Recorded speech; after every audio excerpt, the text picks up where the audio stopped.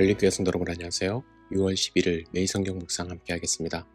오늘 묵상할 말씀은 역대상 13장 1절에서 14절의 말씀입니다. 함께 읽겠습니다. 다윗이 천부장과 백부장 곧 모든 지휘관과 더불어 의논하고 다윗이 이스라엘 온 회중에게 이르되 만일 너희가 좋게 여기고 또 우리의 하나님 여호와께로 말미암았으면 우리가 이스라엘 온 땅에 남아있는 우리 형제와 또 초원이 딸린 성읍에 사는 제사장과 레위 사람에게 전령을 보내 그들을 우리에게로 모이게 하고 우리가 우리 하나님의 궤를 우리에게로 옮겨오자. 사울 때에는 우리가 궤 앞에서 묻지 아니하였느니라 하매 뭇 백성의 눈이 이 일을 좋게 여김으로 온 회중이 그대로 행하겠다 한지라. 이에 다윗이 애굽의 시올 시내에서부터 하맛 어귀까지 온 이스라엘을 불러 모으고 기랏 여아림에서부터 하나님의 궤를 메어오고자 할세. 다윗이 온 이스라엘을 거느리고 바알라 곧 유다에 속한 기럇 여아림에 올라가서 여호와 하나님의 궤를 메어오려 하니 이는 여호와께서 두 그룹 사이에 계심으로 그러한 이름으로 일컬음을 받았더라.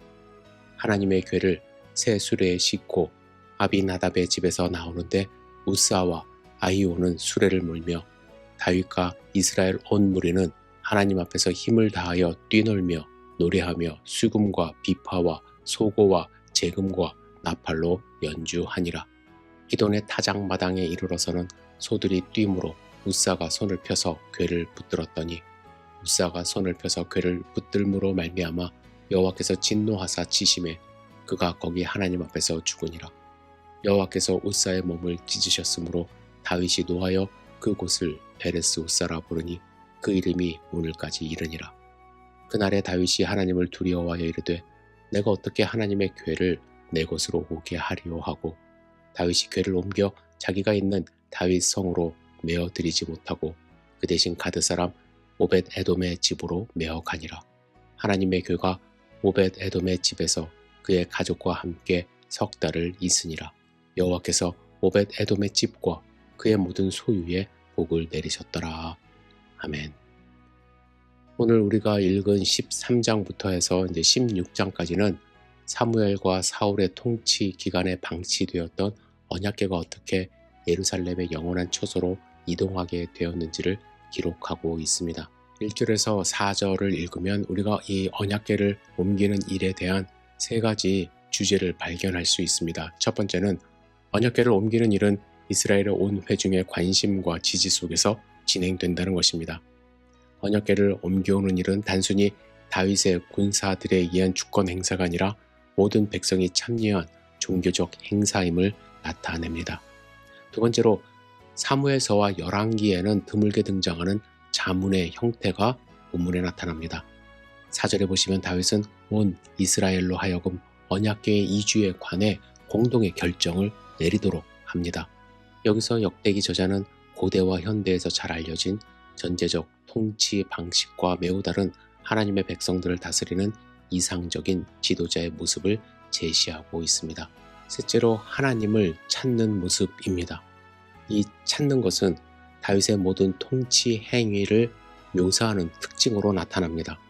다윗이 여호와를 찾는다는 것은 하나님을 지속적으로 의존한다는 뜻을 포함합니다.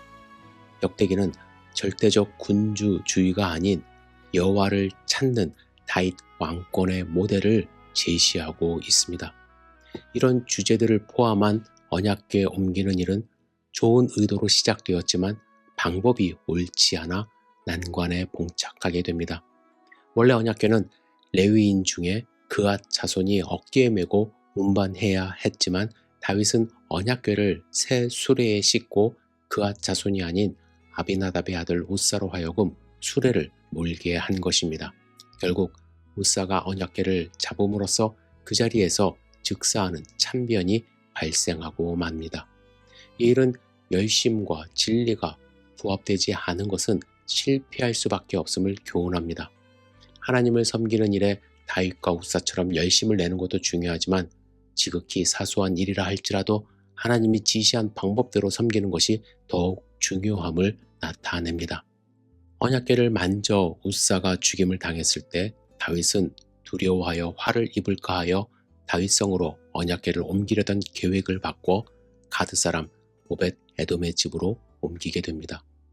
오벳 에돔은 다윗이 두려워한 그 언약궤를 기꺼이 받아들입니다. 어쩌면 하나님을 향한 충성스러운 마음과 용기로 오벳 에돔의 집에 옮기게 되었을 때 그의 모든 집과 소유에 하나님이 복을 내리십니다. 여러분, 불순종할 때는 징벌을 내리는 하나님이시지만 순종할 때는 기쁨과 복으로 채워주시는 분임을 잊지 말아야 할 것입니다. 하나님의 임재를 상징하는 언약궤를 자기 집에 모신 오벳에돔과 그의 집은 곧 하나님을 모신 것이기 때문에 하나님의 임재를 상징하는 언약궤를 자기 집에 모신 오벳에돔과 그의 집은 곧 하나님을 모신 것이기 때문에 하나님의 평화와 번영이 함께 찾아온 것입니다. 여러분, 우리는 하나님의 일을 하고 있습니다. 그런데 어떠한 방법으로 하나님의 일을 하는지 그 방법도 잘 생각해 보셔야만 합니다. 나의 걸음걸음이 하나님이 기뻐하시는, 하나님이 말씀하시는 그러한 삶의 모습인지 스스로 돌아보시고, 아무리 하나님이 좋아하실 일이라고 생각이 되어서 일을 한다 할지라도 그 방법이 옳지 않으면 그 자리에서 멈추고 하나님의 지혜를 간구하는 하나님의 백성 되시기를 주님의 이름으로 축복합니다. 기도하겠습니다. 전능하신 주님, 오늘 하루의 삶을 온전히 주님께 의지하며 드립니다. 주님, 우리와 동행하여 주셔서 주님의 말씀이 선포되고 주님을 구하고 주님이 함께 하시는 삶이 될 수 있도록 인도하여 주시옵소서. 좌로나 우로나 치우치지 않고 오직 주님의 말씀만을 붙들며 주님이 주시는 평강을 누리는 소중한 하루 될 수 있도록 인도하여 주시옵소서. 예수님의 이름으로 기도드렸사옵나이다. 아멘.